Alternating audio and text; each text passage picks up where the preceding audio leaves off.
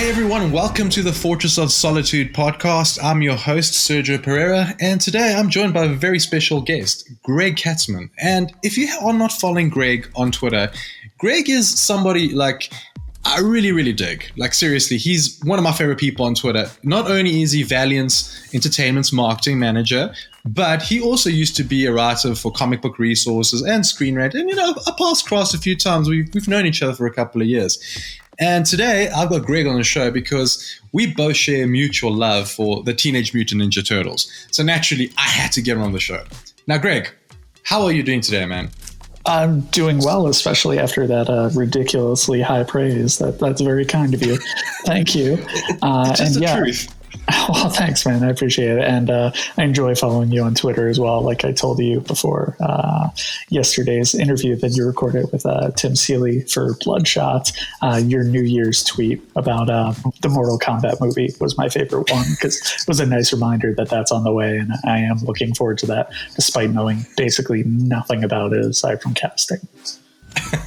No, that's cool, man. Awesome. I appreciate that. And yeah, I mean, obviously, as I said before, we're here today to discuss the Teenage Mutant Ninja Turtles animated series. Now, I'm talking about the one that came out in 1987, the OG.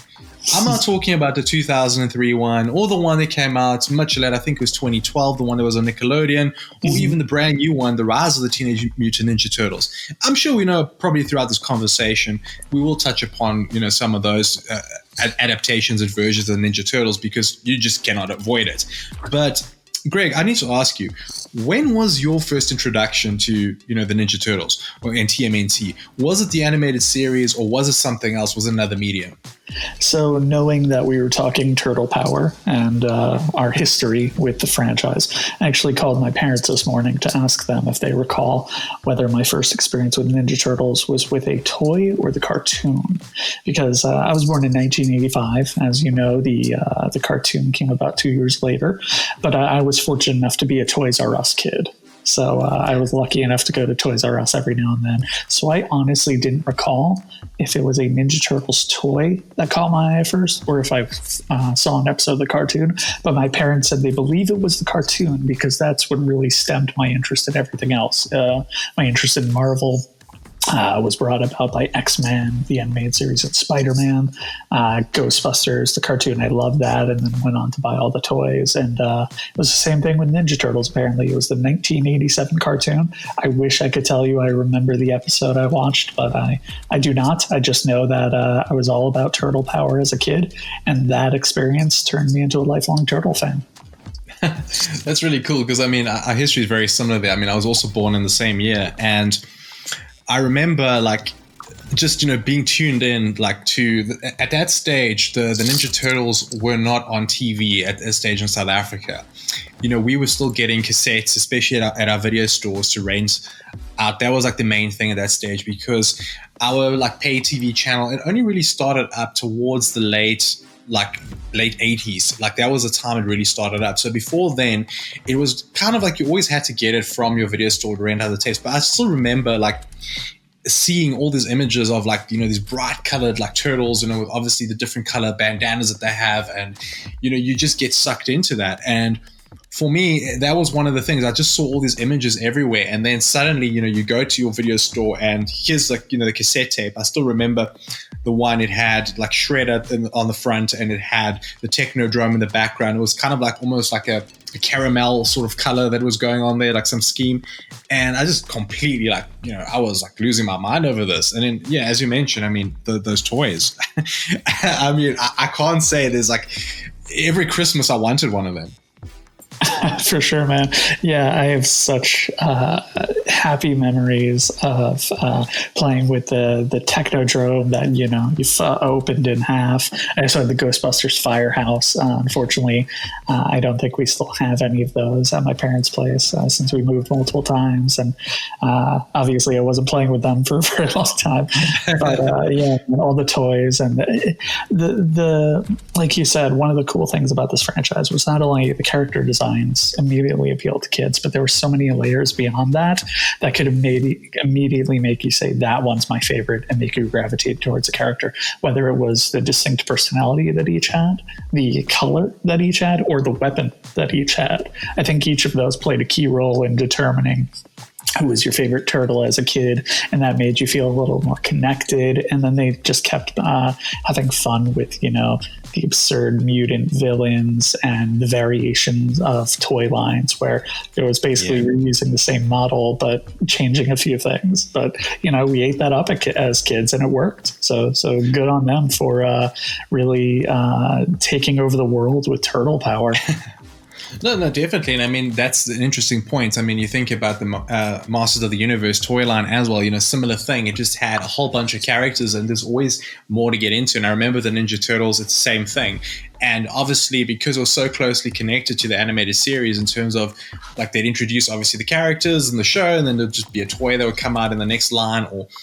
So there was a lot of synergy there in between all the products. That's the one thing. I think the marketing strategy was it was in sync at the time. You just knew that what you're watching on TV, you could get the toys and you could get the lunch boxes, you could get, turtle watches, turtle clothing, everything.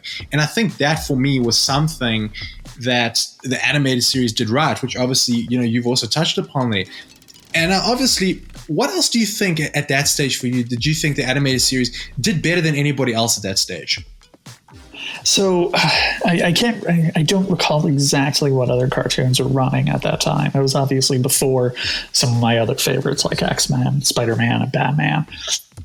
But I do think that the cartoon was focused on winning over kids and turning them into Ninja Turtle fans. It wasn't focused on can the older people who enjoyed the Mirage comics also enjoy this? Or can the parents of the kids also enjoy this? It was clearly targeted at winning over kids. It created a product with, one-liners, fun, silly episodes that just were, purely focused on amazing children with everything that was going on, the designs, the slogans, the mutants, all that fun stuff. So it was just it was a product that just focused on winning over a specific demographic, and it did it very well by, like you said, also capitalizing on that by making sure there was a ton of Ninja Turtles product in the world around them. It wasn't just on the TV. It was also in the toy store. It was also, in clothing stores. It was everywhere. The Turtle Power really took over. And as I'm sure the Mirage comics were quite different. In the first, I almost said episode, in the first issue, they kill Shredder.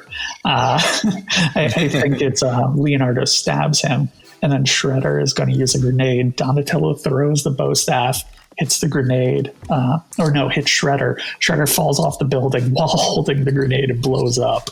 So that's the end of the first issue. Drastically different from the cartoons. But I'm not sure if you saw it on Netflix. I believe it was the series called The Toys That Made Us. There's an entire episode, just dedicated to how hard they tried to take this franchise, which was a little gritty, obviously inspired by Frank Miller's Daredevil, and turn it into something with mass appeal. And they succeeded, and then some. It's a truly impressive feat. No, definitely. And I think there was even certain changes, for example, in the characters you could notice. And especially I think Raphael is like one of the main characters. You could tell there was a change in his personality, because even in the comic books, when we follow him, and even in some cases, most of the movies, he's probably the most aggressive of the Turtles all the time. He's the one who's a bit, hot-headed and running into battles. And you look at the animated series and he's just sarcastic. That's literally it. It's like he's just a sarcastic fella, and he's just like, quipping one-liners. And I mean, this obviously brings me to the next point. I mean, who were your favorite characters on the show? I mean, for me, like, definitely Raphael, still, head and shoulders above everyone else. I mean, for those specific reasons, I strongly believe as well that our personality types can be defined by the Ninja Turtle that we identify with. Like, I believe psychology has not tapped into that just yet.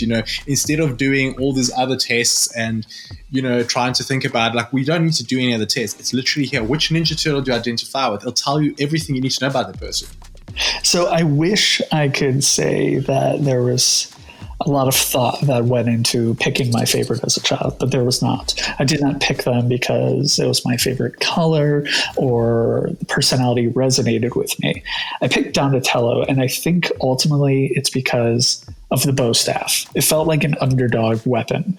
Michelangelo has these dual nunchucks that are super cool and agile, and just you can, just unleash combos with. Raphael had the cool size, which are dangerous. Leonardo had the swords. But then you had Donatello with a wooden staff. And I guess I just always wanted to root for the underdog. And I immediately viewed him as that. And that made me immediately connect with him more. And I also just thought it looked cool, wielding the bow staff, the way he would spin it and utilize it in combat. But yeah, growing up, I think we all have our childhood favorites, but I think growing up, we kind of see ourselves a little bit in each of them, just because, us like to believe that, we are lighthearted and like to have fun, just like Michelangelo. We want to, be a person that everyone can respect and lead others and inspire others, like Leonardo. We want to, think we're more intelligent than we probably are and can solve problems like Donatello. And at the end of the day, most of us probably think we're a little sarcastic and maybe a bit of a hothead at times, like a Raphael. But to answer your question, Donatello, just because of the bow staff, I thought it was badass. Well, it's quite cool that you mentioned that as well, because I remember something which at the time, maybe I didn't identify it, but like it's something which I always noticed, like as the episodes, like as the seasons went on and, new episodes came in, I really enjoyed the episodes where Shredder, Bebop, and Rocksteady were present, and even Krang. Like for me, they were like the core part of the Turtles. Like if they weren't on the episodes, like I kind of in some of the later seasons, they tried a bit of like different villains and they tried to bring, different aspect to it. But I always missed them. Like I was like, where is like Shredder, like Krang, Bebop, and Rocksteady? It was like a sitcom. It's like you're watching like Fresh Prince of Bel-Air. You want the whole family. That's it. You don't want to watch like where somebody's missing, and that's the way I felt about those characters. I just thought that the dynamic between like everybody there on the show, and I think this is credited as well to the writers and to also the voice actors, because there was just a certain chemistry there that when you were listening to it, it was like you were enthralled by it. You were enchanted by all these characters because it just felt so real. Yeah, no, I definitely agree. I think when it comes to the animated show, the primary villains, aside from characters like Baxter Stockman and later on, other characters that were introduced like the Rat King, it's definitely all about that dynamic between Krang and Shredder, those bickering duos, and then Bebop and Rocksteady, who were kind of, maybe not the brightest duo, but they had brute force, and you see that trope a lot. I mean, if I recall correctly, Power Rangers had a similar duo of goofy guys who aren't the brightest around, but they're amusing when you're that age. And I think it's fascinating that Rocksteady and Bebop, I feel odd for saying it backwards there, it should be Bebop and Rocksteady. Their personality is really interchangeable. Like there's, aside from the character design, I don't recall anything significant that really differentiated the two. And I could be wrong there. But what I find the two knuckleheads. That's two knuckleheads. That's effectively it. Yeah. Yeah, but what I do find fascinating is that the 2012 show, which I will say I went in skeptical about it, and I actually fell in love with the show. They drastically reinvented Bebop and Rocksteady. They were still two villains, but they decided to give them different strengths, slightly different personalities, and I thought that was very interesting. It's obviously a drastic departure, and some people say hashtag not my Bebop and Rocksteady, but I thought it was an interesting take, whereas IDW Publishing kind of embraced just how, like you said, how they're knuckleheads who are kind of oblivious to their own strength and not the brightest or most aware of everything. And because they're so powerful, that made them so dangerous. Like I remember there was an issue where they took on a bunch of the Foot Clan, and it was just this brutal fight scene at a train yard. And it was cool seeing, they still had those silly personalities, but when they were in combat, they were frightening. And that was a really cool contrast. Yeah, I mean, the thing is, what I find with them is that they play off of each other as well. You know, there's a certain aspect that, like, the stupidity of one, you know, like the other one responding to him. And I think it just got such a nice dynamic that it actually, you know, they're both very similar, as you say, and it just works so well, especially on an animated show. And it's very interesting that you mention it, you know, obviously because the 2012 show changed it, because the rise of the Teenage Mutant Ninja Turtles, especially the first season, there's like hardly any focus on it. It's like new villains like all the time. But at the same time, I still think that show works, because I think it's doing for the new generation, and it's something we discussed yesterday as well, what, you know, it did for us, because it's just making the Turtles really fun, and it's like reinventing it for a new generation. And I think that's always good. I think, you know, sometimes we hold on to nostalgia and we think, that sucks, not my Turtles. But I think that's what's going really well. But I mean, I know I'm going on a tangent here, so I'll come back to our main focus here, which is the original one. And no, man, it's all Turtles related, and I think that is a very important point, because that can bring us back to the one we're talking about. Because, you know, you and I, the 1987 show was our introduction to them, and that's the Turtles we fell in love with. But imagine if you were like 10 or 15 or 20 and you loved the Mirage comics, and then you saw that show. You know, how would you feel? Would you be like, oh, this is a disgrace and this is nothing like the Turtles I love? Or would you say, hey, it's good. This is turning kids into Ninja Turtles fans. And as they grow up, they can then discover the Mirage comics and more. And that's why I really, really despise the phrase ruined my childhood. I hate that phrase. Unless someone is time traveling and literally beating you up as a kid or taking these memories away, it's impossible. You still have all of those good memories of the things you loved, and now they are more accessible than ever before. You can buy the things you love now. They're all recollected. I have the box set of the 87 show. You can find... Yeah, they do new editions of the classic toys. So there are plenty of ways to enjoy the version you loved all over again, while letting the series itself try to do what it did for you, but with a brand new generation. Like Rise of the Ninja Turtles is not for me. I've not given it a fair shot. I've watched a few minutes here and there. I just wasn't interested. And that's okay, because the goal is to turn a bunch of kids nowadays into Ninja Turtles fans, who will then grow up and look into the various incarnations of the Turtles. Maybe they'll fall in love with the IDW comics or the Mirage comics. Maybe they'll watch the 87 series and go, how did people like this? That's okay. As long as they become Turtle fans, that's the goal. Yeah. I mean, I think it's like you touch on a very interesting point that they're ruining my child. Like I said, you know, earlier, it's like nostalgia plays like a massive role. And I've always found it's the same thing with Batman, the animated series.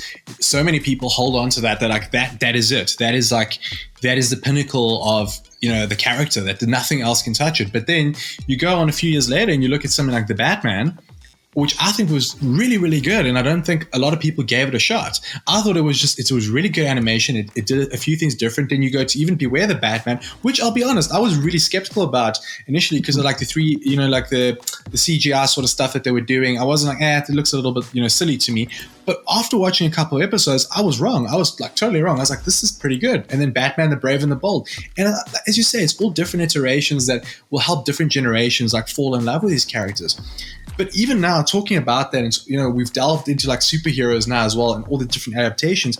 Now, what I want to get onto about here is the Ninja Turtles at a stage in the late 80s, they were eclipsing other superheroes at the time. The merchandising, everything. I mean, you look at it, they got their own movie. I mean, it was like, it was the highest grossing independent movie of all time at that stage. And the Turtles were everywhere. I mean, I can strongly say from about 87 to until 89, when you know, Tim Burton's Batman came out, that was all that I saw anyway. Like the world went turtle mad, basically. It was turtle power everywhere.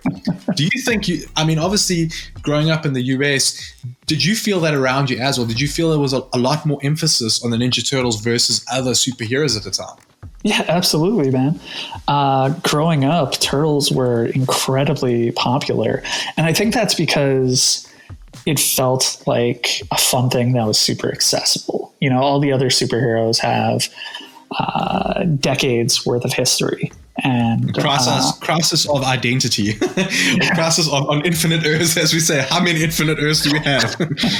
Yeah, I mean, you're right. For a kid, it's like, you know, it's very difficult to get into all of that. Like I've always said it before, and it's like one of my biggest complaints about comic books in general is the accessibility of it sometimes it makes it very difficult as a jumping on point. And I think sometimes it can get so convoluted. And I think the Ninja Turtles, especially the animated show, it literally just simplifies. Like, here are 4 turtles, they live in a sewer with their like father rat, and they're fighting like, these bad guys, like they're foot soldiers. And that's it. That's the basis of the show. And they have adventures along the way. But you don't need to absorb like, decades of history about it. It's very simple.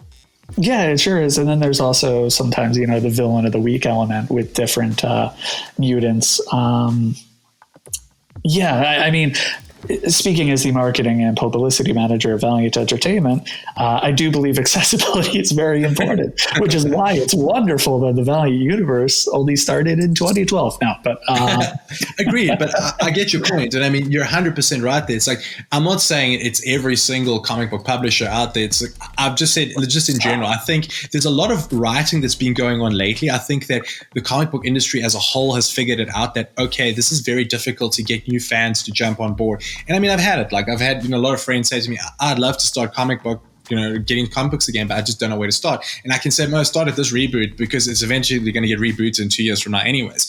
But it's like, that is the thing. And I find like the Turtles, it was so accessible, as you say, like the concept, everything. And maybe, I don't know, maybe because it was so fresh. I mean, you kind of think about, Batman and Superman, they're probably our fathers or our grandfathers' heroes, if you think about it, and here's something new, something that our generation can claim. Yeah. I don't know.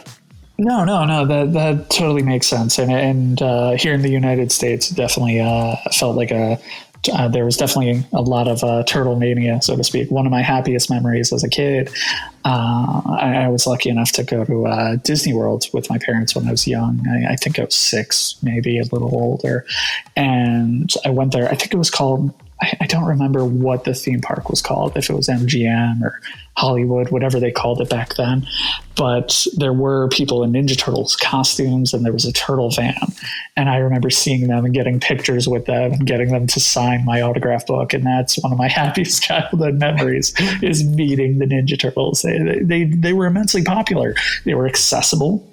And it was just fun. It wasn't complicated. I'm not going to pretend I'm an expert on the animated series, and I have an amazing memory on how the entire series played out, but it was just fun entertainment for kids. I mean, I remember watching the Casey Jones episode. I think every single line of dialogue he had was just a pun. He was just this guy wearing sweatpants and a cool hockey mask, beating up machinery, just dropping puns all the time. It was just fun stuff. Yeah, whereas, let me go back a second. Just a disclaimer for Twitter. I do not agree with your blasphemy about Batman the Animated Series. I want nothing to do with that. Please direct all of it to Sergio, not me. But oh man, but the shows like Batman the Animated Series and X-Men the Animated Series, they were tailored in a way where obviously the objective was to be a kid show first and foremost, but you could tell with some of the themes and the storylines that they were also trying to appeal to the parents of those kids and maybe older fans as well. Because was it the first episode of X-Men the Animated Series or the second that Morph is killed? Yeah, second. It was a Night of the Sentinels. Yeah, I mean, what was it? It was the second episode of the first. I know there was a 2-parter, but I remember like you got blasted by the Sentinels, and then eventually that whole storyline where Mr. Sinister revived him, was looking after him. That was like insane at the time as well. I was like, oh my god, this is like the greatest thing ever. Yeah, you're dealing with like prejudice and death and eternal conflict, whereas Turtles is like cowabunga, pizza time. Exactly. Let's fight some robots. Hey, there's a giant rhinoceros. Let's fight that thing. It's just silly fun, And I think that made it really appealing. And the fact that they did the most basic stuff to differentiate all the characters, and that would allow you to gravitate towards one, whether it's your favorite color, the letter on their belt or their weapon or their personality. I think that made it just super accessible for kids. And then, of course, you had the brilliant marketing and brilliant licensing with all the toy lines and all the merchandising. It was just it was kind of a perfect storm to really just help the Ninja Turtles go mainstream. And it's incredible. And here I am at 35 years old recording an interview with you about Ninja Turtles. It's insane, man. Like, I tweeted this morning that a 5-year-old me would be so proud. Like, I wish I could go back in time. I'd be like, you're not wasting your time, dude. All this stuff, you're going to one day build a career off of it. Keep enjoying it. Have fun. But that's the thing, like I look at the Ninja Turtles and, this is like another point which you mentioned. You mentioned like stuff like Batman, the animated series, X-Men animated series. We know those are on every single top 10 list of the greatest animated shows of all time, hands down, and for good reason as well. I mean, they are really legendary. I mean, as you say, they're influential. Yeah, exactly. X-Men tackled deep issues. Batman, the animated series, did incredible things. I mean, I think it, even what it did with its art style was fantastic. But why are we not talking about, the animated series of TMNT in the same breath? I mean, this is what I've never understood. It's like, because in many ways, it laid the groundwork. Because you look at a lot of the other animated shows. I mean, I grew up with in the 80s, like, Masters of the Universe and stuff like Brave Star, even, the real Ghostbusters to a certain extent.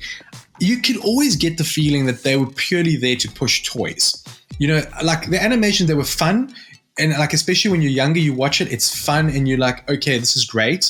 And, but when you're older, you're like, yeah, I can see what they were doing. This was more of a commercial just for me to get the toys than anything else. Versus the Ninja Turtles, okay, I'm sure there were elements of that. There are elements of that. They're pushing, obviously, the toy line. But you still feel that, they were trying to do a little bit more, if you get what I'm saying. So that's an interesting point, because ultimately, at the end of the day, if I recall correctly, the show was crafted to capitalize on merchandise and create product for kids to buy. But you had to do something that was authentic enough for kids to love and want to embrace and want to rally behind, And I think they did accomplish that with the show, where it was tailored for kids. And yeah, like we said before, X-Men, Batman, all very influential, but definitely dealt with heavier stuff. And there was more, the storytelling was a little stronger. No disrespect, of course, to anyone involved in, the Ninja Turtle show, but it knew who the audience was. And it fully embraced that and had fun with it. And does that mean it holds up well when you rewatch it? Maybe not, but that's okay. It accomplished its task. It turned us into lifelong Ninja Turtles fans. And here we are decades later spending like a half hour just talking about it. No, definitely. I mean, look, I think ultimately as well, the most important thing that came out of TMNT was the fact that it was important for indie creators. I mean, we're talking about, this is a time before, the likes of Image. I mean, even Valiant in that stage coming out, like everything it was still in its infancy. It was like, it was dominated, like we were dominated by Marvel versus DC. And here's a little Mirage book that comes out that wipes the floor with everyone else. And it kind of shows that, the audience is willing to accept new heroes and accept new books in the market. And I think that for me, that's what stands out the most about it. It's the legacy that it said, we probably wouldn't have stuff like Spawn, Savage Dragon. I mean, even we're talking about the likes of Bloodshot. I don't think we'd have characters like that if it wasn't for TMNT. I mean, TMNT definitely, at the time, as you know, Kevin Eastman and Pereira Laird, they were just riffing off of, Frank Miller's Daredevil and having fun with it. They I think, what was the origin of the Shredder? He had a cheese grater on his wrist and thought that looked cool or something. Yeah. I do think it shows that when creators really put passion into their product, it's something that they want to invest in, a world that they want to build, and they simply have fun with it. I think there's going to be an audience for that. And I'm obviously not saying everything has to be fun, obviously. Yeah. But in this case, it was something that was just simply a lot of fun. You could tell it was a passion project for them. And that really showed in each and every page of that comic. I still find myself every year trying to reread the Mirage stuff. And of course, I'm still playing catch up with the IDW run, which in my opinion has done a phenomenal job capitalizing on the familiar elements of the franchise while still doing something fresh with it and moving it forward in different directions. But yeah, I think it's definitely a success story. I tell that to Kevin Eastman's bank account, I'm sure. I mean, there's another tank or something. Yeah, he bought a tank with his paycheck, so him and his friends could play paintball. Yeah, amazing. Yeah, and now Seth Rogen and I think it's Evan Goldberg are writing a new Ninja Turtles movie. And look, part of me, as a new father, part of me is hoping that this new Ninja Turtles movie, I enjoyed their work on Preacher and the Boys. And look, at the end of the day, do I want a Ninja Turtles product that appeals to me? Absolutely. But as a father, part of me is hoping that it'll be a product that's aimed towards kids, but something that, you know, people in our age can also appreciate. It's a delicate balance to strike, and I hope they're able to accomplish that. No, definitely. Well, Gregg, thank you so much again for joining me for this chat about the Ninja Turtles. I mean, it's been a stroll down memory lane here for me. I'm still thinking, like, in my head now, am I going to go on Amazon and try to buy all old figurines? You know, I'm trying to see what I'm going to do, but yeah, it's been really, really great. Did you have a favorite toy? You know what? I always wanted to get the turtle van, but for some reason, I never got it. Actually, a lie. I did. My mom bought it for me for one of my birthdays or it was for Christmas. And when we opened the box, it was damaged inside. So I had to take it back to the store. And they didn't have any more of them available. So I ended up coming home with like a G.I. Joe vehicle, and I kept looking for the turtle van, and I just never found it. So for me, that is still there. Like, that is still the one thing that I'm still looking for. You know, I really need to get that in my life, and eventually I'll get there. I think I'll make a plan one day, but probably now when I look at it, it's probably going to be so cheaply made. I'm probably going to be like, what is this? Why did I want this so badly when I was like, you know, like 5 years old? Like, why did I want this? This is crap. But yeah, I mean, well, I don't know. But yeah, that's dude. Less than 10 years ago, when I was writing for Comic Vine, I remember Nickelodeon and whichever toy company they worked with, they reproduced the classic line of Ninja Turtle toys. And I remember I was sent the recreated version of the Turtle van, you know, with the foot stink sticker and everything. So you may be able to find not the original one, but the one that was produced less than 10 years ago. Yeah. I'll look around. Yeah, I should. I guess that's something I need. And you know what? As I was saying to Tim yesterday, and well, actually what he said to me is like, you know, so those little endorphins that go off when you buy stuff. So maybe that's exactly what I need to get. But man, Gregg, it's been really great having you on the show. And for obviously everybody listening out there, where can they find you on Twitter to see some of your stuff about? I mean, I know you post a lot of stuff about Valiant, which is really great, and you have some really good comic book opinions, and you even give some really good recommendations if people are looking for books. And I've seen some of your recommendations are spot on. And I mean, where can people find you? Thanks. I really appreciate that. You can find me. My Twitter handle is just my name, Gregg, Gregg, Katzman, Katzman. And if you are looking for more comics to read, I would recommend, of course, checking out the Valiant universe. And you can check out our Twitter at Valiant Comics. And if you want to, please always feel free to reach out to me. Tell me who your favorite comic book characters are, and I will send you free PDFs of some Valiant reading recommendations. And I will also bug you to read the Ninja Turtles IDW series as well, because it's awesome. Exactly. And you see, guys, free PDFs, free comics. I mean, what more do you want in life? It's free. I mean, come on. And you don't even have to buy him dinner. Come on. So this is fantastic. Once again, Gregg, thanks a lot. To everybody else out there, thanks again for listening. Don't forget to like, subscribe, and hit us up and let us know what you want to hear us talk about more. Until next time, catch you on the flip side.